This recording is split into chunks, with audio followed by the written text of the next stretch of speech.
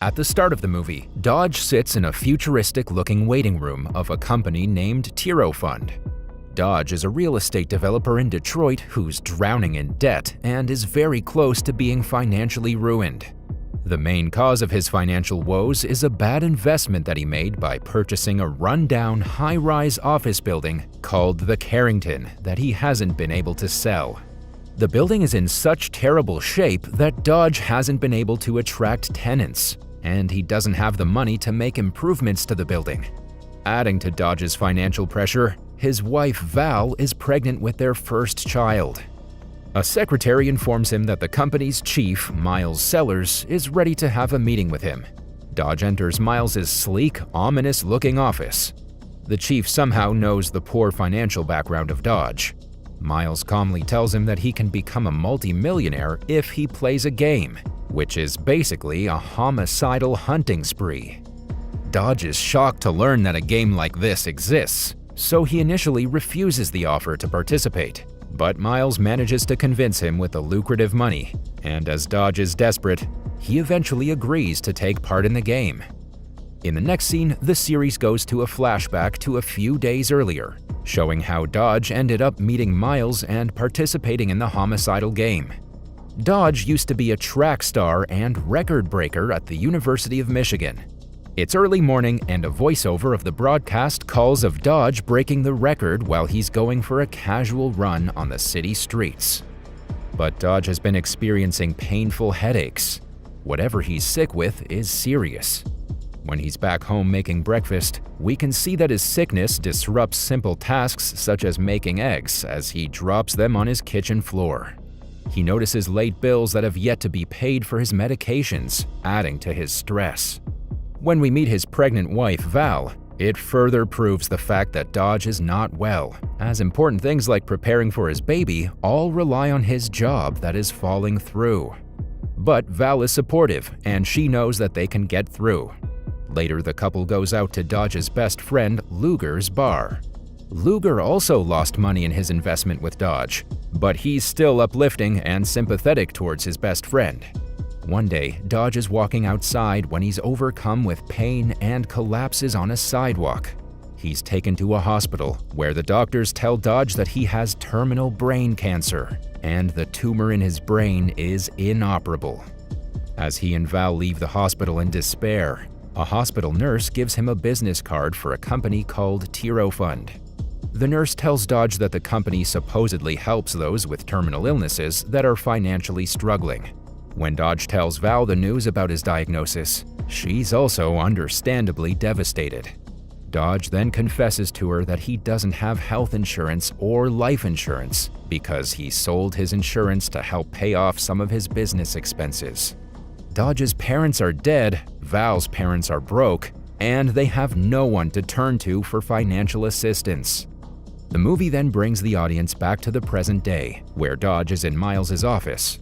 Miles begins to explain the dangerous game, where Dodge will be the hunted. It's a 24-hour hunt. Every hour that Dodge stays alive during the game, he earns a certain amount of money, and the hourly rate increases every time he reaches a certain level in the game. If Dodge is still alive at the end of the game, he can win a total of $24.5 million. All of the money will be deposited in a secret account in Dodge's name that Dodge can monitor to verify that the deposits are being made on an hourly basis. According to Miles, the hunters in the game are elite wealthy clientele who hunt to kill and who want desperate humans to hunt. Dodge won't know what these hunters look like, as they can be any race or gender until the hunters reveal themselves to him when they attack. Dodge won't know in advance how many of them will be hunting him. They can ambush Dodge, and it's also possible that more than one hunter will go after him at the same time. Miles also explains the rules. Dodge cannot stop or pause the game once it starts. He cannot tell anyone he's in the game, and he cannot leave the city. If he breaks these rules, the game will never end until he dies. The hunters can use any weapons except guns while trying to kill Dodge. And not surprisingly, Dodge can't tell anyone about this game. Miles convinces Dodge that even if Dodge dies during the game, Dodge can still make enough money to financially take care of Val and their unborn child for several years. And all of that is enough to convince a desperate Dodge to agree to participate in the game. Although he doesn't come to that decision right away. He decides to go through with it after a sought-after, last-chance business investor named Jerry Pierce rejects Dodge's proposal to invest in his debt-ridden Carrington building. That night, Dodge lies to Val that he had a good deal with Pierce and tells her that he's going out for a run. Then he meets Miles in a diner. The game starts at sunrise at 6:46 a.m. as Miles takes all of Dodge's belongings, including his phone, but leaves out his medication and an ultrasound of his child. Miles then gives him a phone to track his location. For 15 seconds every hour, the phone will send Dodge's current location to the hunters. While Dodge is running around town trying not to get killed, Val begins to notice large amounts of money being deposited in Dodge's bank account. The game begins, and Dodge comes across his first hunter, Nixon, who's a British gentleman, in a mall bathroom. He manages to escape Nixon, but is soon approached by the second hunter, Regan, a southern cowboy. Meanwhile, Val learns that Pierce didn't agree to invest in their building and calls Luger to help her find out what's going on. At this point, she's figured out that Dodge, who hasn't come home, is in deep trouble and involved in something illegal. Miles has a creepy henchman called Connell, who shows up at the hunters' crime scenes to clean up messes and get rid of evidence so that the game can stay secret. Elsewhere in Detroit, Tiro Fund headquarters is decked out with a lot of high-tech computer equipment that tracks Dodge's whereabouts at all times, such as showing which streets he's on, regardless if he's in a car, on a bus, on a train, on a ship, or on foot. In the next scene, Dodge manages to escape both of his hunters and get on a train. He then goes to a church to acknowledge his sins. He enters a confessional and confesses to a priest that he got engaged in something evil and now cannot get out of it. In the meantime, Val and Luger foolishly go to the bank branch where Dodge has the account and try to discover who's behind the mystery deposits, but they only end up looking suspicious themselves. They leave the bank in a hurry when the desk worker they've been speaking to offers to get the manager for them. When Dodge doesn't answer her calls, Val gets suspicious.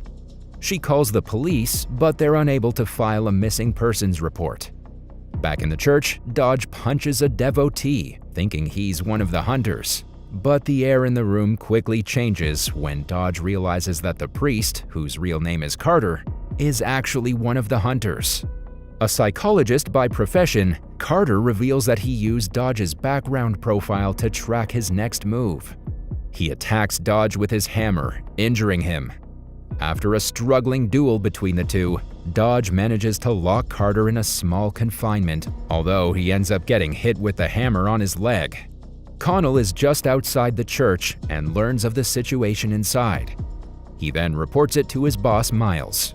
Because of his leg injuries, Dodge cannot run anymore. He tends to his wounds and comes up with a plan to blend in with a crowd of spectators who have just finished watching a game in a stadium. Nixon follows him, and after observing the crowd for a while, spots Dodge. Fortunately, Dodge manages to get in the car trunk of a family and escape the chase for now. Back at home, Val is tense since her husband hasn't been in contact. She goes through his file and finds the Tiro Fund business card. Dodge realizes that the family is heading toward Birmingham, which means he will soon be out of Detroit. But that's a violation of the rules, so he alarms the family and gets out of the trunk. Stunned to find a stranger in their car trunk, the husband attacks Dodge, but only ends up getting assaulted. The wife soon reports the incident to the police while Dodge apologizes for his desperate behavior and takes off. He then steals a cab nearby and heads to his home. But the hunt isn't over yet. Just when he's heading inside, a biker comes after him and attacks him with a rod. Val, who's been waiting for her husband, sees this and fearfully informs Luger. Dodge quickly gets into the cab and escapes while the biker chases after him. The biker turns out to be Carter. Dodge speeds up the vehicle, crashing into a tree nearby, but saving himself from any serious injury. He then kills Carter when the psychologist threatens to sexually assault Val. Connell learns of the situation and takes care of Carter's corpse. He then updates it to Miles. Meanwhile, Val follows the business card and goes to the location mentioned on it, only to find the Tiro Fund building empty. Next, Dodge is still being tailed by Regan, so he gets on a tour ship. But he still needs to put on a fight when he realizes that the stewardess on the ship is another hunter named Kennedy. She's a martial arts expert, so she effortlessly has the upper hand in a fight. But just when Kennedy nearly kills Dodge, he manages to set her clothes on fire. Later, he manages to throw her into the waters as he escapes on a nearby bridge.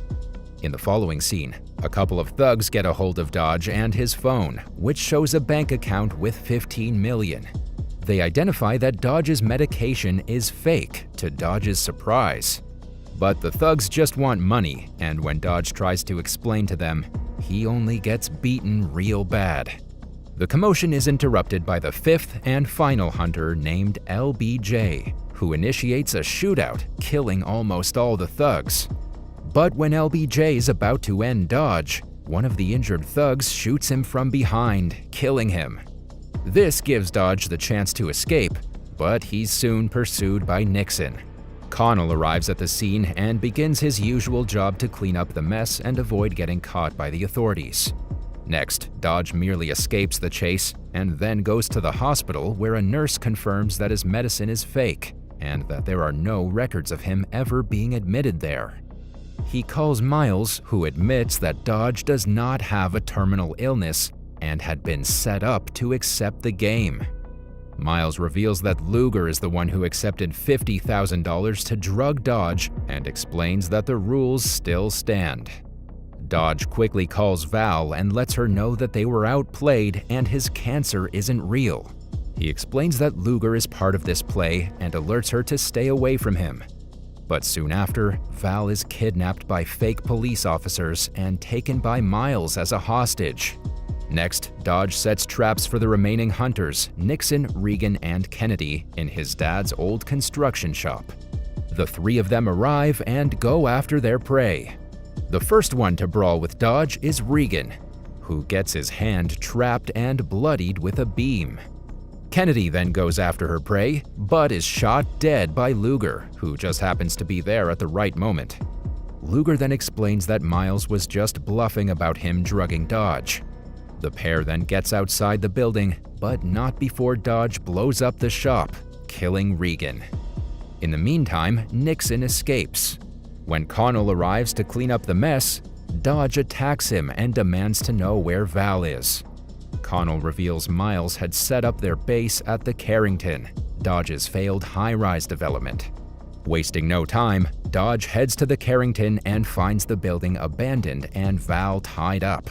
The couple finally embraces each other, but their reunion is cut short by Nixon. He chases Dodge to the rooftop, and in the ensuing fight, Dodge falls off and hangs from the building's ledge. Nixon prepares to kill him by stabbing his hand, but he sees the sunrise, puts his weapon away, and politely helps Dodge back on his feet. It has been 24 hours and the game is finally over. Nixon then congratulates him for a good game before walking away. Val reunites with Dodge, who gets a final call from Miles, telling him that he has won the game and the money.